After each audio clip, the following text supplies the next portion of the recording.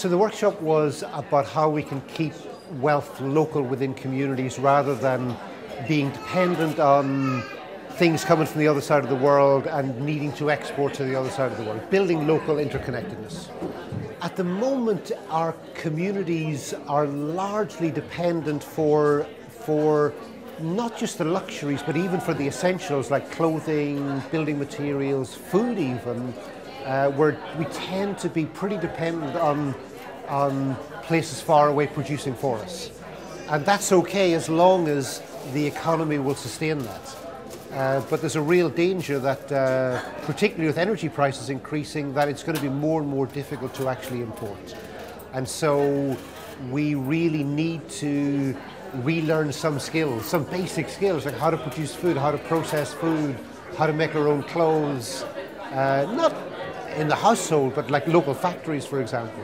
So we're talking about rebuilding communities where people work together, live together, producing for their own needs. Not totally, of course we're always going to import, but much more than today. Changing the balance. I actually don't really distinguish between economy and community. That I notice that the communities which are really dormitory towns for cities nearby very rarely have a strong sense of community, and they feel lonely in rather sad places.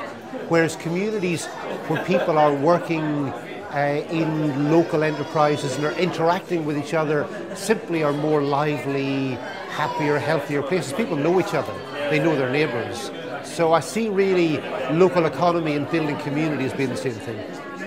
I think a really important thing that we discussed in there is that in all of our communities there's lots of spare capacity. There's land that isn't being used, there's young people that don't have work, we have so much wealth in our communities, and there's also lots of things that need to be done. There's the land that needs to be farmed, there's people to be looked after, there's things to be made for the local community. So on the one hand there's lots of things that we need, and on the other there's people doing nothing. And there's kind of resources that are not being used. And the question is, how do we find a way of bringing the two together, of connecting? In terms of the government's big society idea, sometimes I look at it and I go, brilliant idea, like in terms of the space it opens up for community activism, and other days it looks like an opportunity to clear the public sector out of the way so the private sector can invade. And I really haven't yet come to a conclusion about which it is. But definitely, if it is to be a community-friendly, community-empowering initiative, there needs to be a lot more support to the communities in lots of ways. And one of the ways that we talked about in the workshop was that at the moment, it's very difficult for communities to create renewable energy facilities because the loopholes they've got to jump through are the same if you want 2 wind turbines or 100.